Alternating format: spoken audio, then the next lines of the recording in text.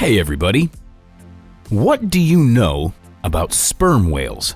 For example, did you know that these mammals have a lot in common with humans? Or that they've got a substance in their stomachs that is more valuable than gold? If not, you should definitely check out today's episode.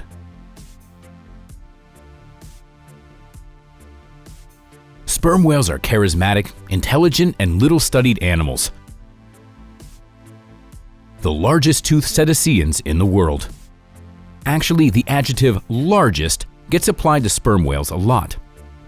They are known to have the largest brain in the animal world, up to 5 kilograms, and be able to hold their breath the longest, up to 1.5 hours, and for the deepest diving among mammals, up to 3 kilometers.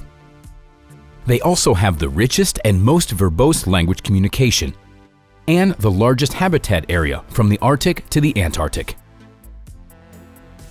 Sperm whales were also the most dangerous and difficult prey for whalers. Wounded males repeatedly smashed boats and schooners into pieces. It is no coincidence that the novel about the formidable Moby Dick has been a bestseller for over 100 years. Overall, sperm whales are complacent and curious animals when calm. They can swim close to people and even try to touch them, which is an amazing experience. But when threatened or chased, sperm whales become aggressive and dangerous like hippos. Sperm whales feed mainly on squid and slightly less on fish. An adult whale consumes a ton of squid per day. The sperm whale finds a squad of squid with its sonar device, opens its mouth, and sucks them in, holding them in its narrow lower jaw full of large, sharp teeth. It has to dive to the deep sea layer for food, as it is rich in organic matter, and that's where the squid live. Squid can be found around a depth of 1,000 meters, rising close to the surface at night.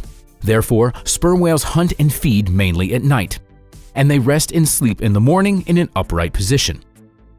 Sometimes you can see a kind of forest of vertically sleeping whales.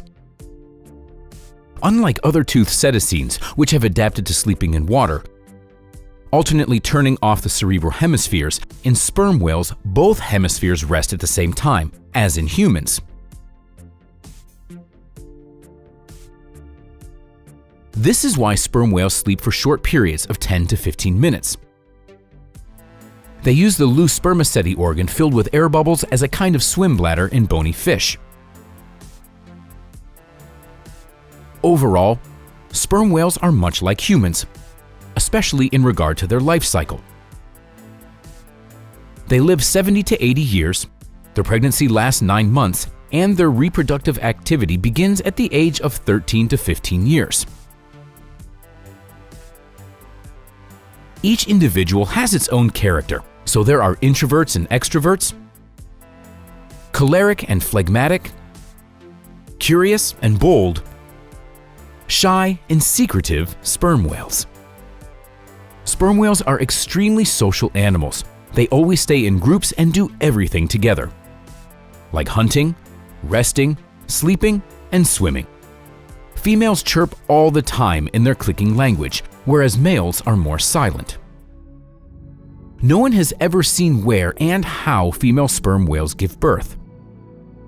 Pregnant sperm whales usually join groups of 30 to 40 individuals and go into the open sea, where pilot whales follow them to hunt newborns.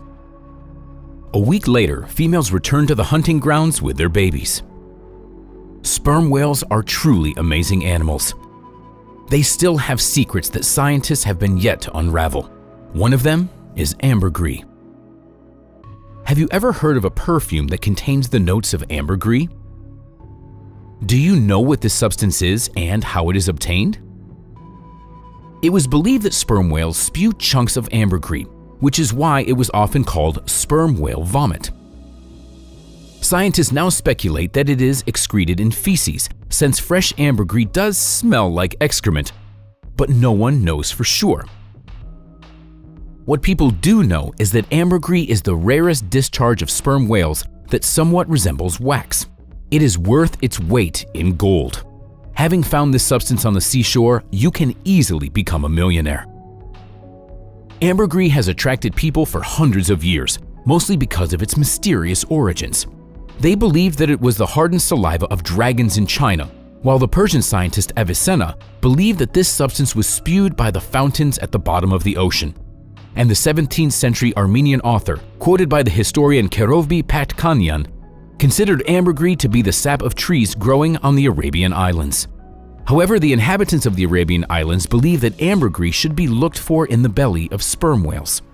When it comes to ambergris, there's only one thing that is never doubted: its value.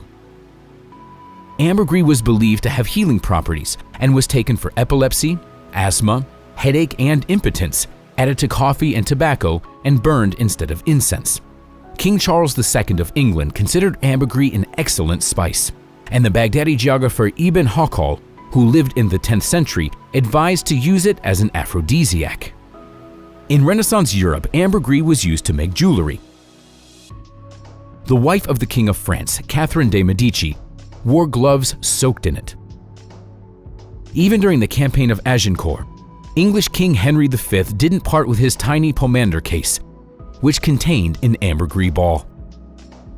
Above all, ambergris was valued by perfumers. They found that this substance enhanced their fragrances and prolonged their effect. Even today, scientists haven't fully figured out how ambergris is formed. Boylston and the people of India and Socotra before him, seen by Marco Polo and Duarte Barbosa, were right. It is indeed produced by sperm whales, but the details are still being speculated about. Ambergris is only found in 1 in 100 sperm whales, or even less, and no one knows why. There was a time when scientists thought that ambergris appeared in sick individuals, but this substance was also found in perfectly healthy whales. The hypothesis that it is produced only by males was also refuted. Experts suspect that ambergris serves to protect the digestive system of these animals. The fact that sperm whales feed on squid, swallowing them whole, along with their beak and gladius, which cannot be digested. It is sometimes impossible to get rid of the undigested residues naturally, and then sperm whales envelop them with ambergris to protect the delicate intestinal membrane from irritation. What happens next is a mystery. The largest piece of ambergris in history was discovered by British whalers from the Southern Harvester fishing vessel. In December 1953, they butchered a 15-meter sperm whale caught off the coast of Antarctica and found 420 kilograms of ambergris inside. This was rather an exception. Since sperm whales with ambergris are very rare, hunting for them for the sake of this substance is a hopeless task. It is much more likely to find ambergris when the waves carry it onto the ocean shore. Sometimes it remains in the water for decades, but such exposure is actually good for it. The unpleasant smell gradually disappears, and the color changes from black to golden or even white. In this form, it's worth its weight in gold, and sometimes is even more expensive. People have done amazing things to get their hands on ambergris. In 1891, Australian fisherman Lewis Smith climbed headlong into the decomposing carcass of a sperm whale, looking for the priceless substance. He crawled down the esophagus, got to the stomach, went deep into the intestines, and got out into the light with a huge piece of ambergris, which he found inside. According to a local newspaper publication, the lump weighed at least 82 kilograms, had a brownish color, and smelled like dung. Smith managed to sell his find for 11,000 Australian pounds, a huge amount that an ordinary fisherman would not earn in a lifetime. A large piece of ambergris found on the shore could completely change the fate of its owner. In 1928, New Zealand brothers Fred and Frank Erickson, together with their son-in-law Bill Blair, found 85 kilos of ambergris on a beach near Auckland. 8,000 Australian pounds, which the French perfume company paid them, was enough for each brother to buy a farm. Blair spent his share profitably and became a successful investor. Similar stories still happen today. And in 2011, a New Zealand resident found a 40-kilogram piece of ambergris on a beach and was said to have sold it for $400,000. Neither the lucky ones who found the ambergris nor the buyers are inclined to advertise their proceeds, so the prices, mentioned by experts, differ significantly. Today, the cost of ambergris on the international market is about $40,000 per kilogram. Currently, almost all of the collected natural ambergris is bought up by perfume companies to make expensive perfumes. Sperm whales inhabit all the oceans, so ambergris can be found on the shores of almost any sea. However, in some places the chances are higher, for example in the Bahamas and Maldives, and in the islands of the Caribbean or in the Philippines. New Zealand takes a special place with a lot of high-quality ambergris found there. Adrienne Bius explains this by the remoteness of the New Zealand islands.